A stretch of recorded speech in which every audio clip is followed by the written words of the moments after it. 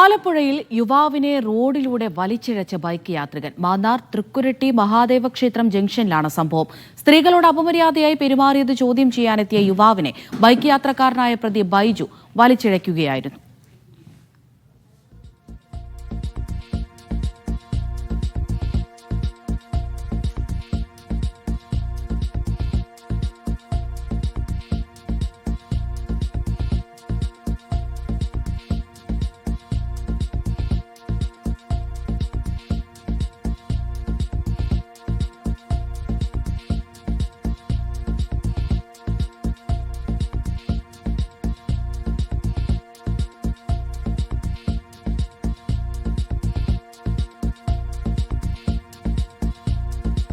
ഷൈജു വിവരങ്ങൾ നൽകാനായി ചേരുന്നുണ്ട്.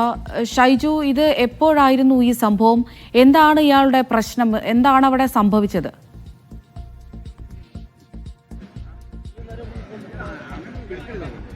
അമൃത, ഇന്നലെ വൈകുന്നേരം 6 മണിയോടുകൂടിയാണ് ഇത് സംഭവിക്കുന്നത്. മാന്നാർ തിക്കുരട്ടി ക്ഷേത്രത്തിന് സമീപമുള്ള സൂപ്പർ മാർക്കറ്റിലാണ് ഈ സംഭവം ഉണ്ടാകുന്നത്. മദ്യപിച്ചെത്തിയ ഇദ്ദേഹം ഈ സൂപ്പർ മാർക്കറ്റിനകത്തേക്ക് കയറി ആദ്യം അവിടെ സാധനങ്ങൾ വാങ്ങാൻ വന്ന സ്ത്രീകളോട് അപമര്യാദയായി പെരുമാറുകയും അവരുടെ ശരീരത്തെ സ്പർശിക്കുകയും ഒക്കെ ചെയ്തു. അതിനുശേഷം അവർ ഒരു ജീവനക്കാരിയുടെ കടന്നു പിടിക്കുന്ന ഒരു അവസ്ഥയുണ്ടായി.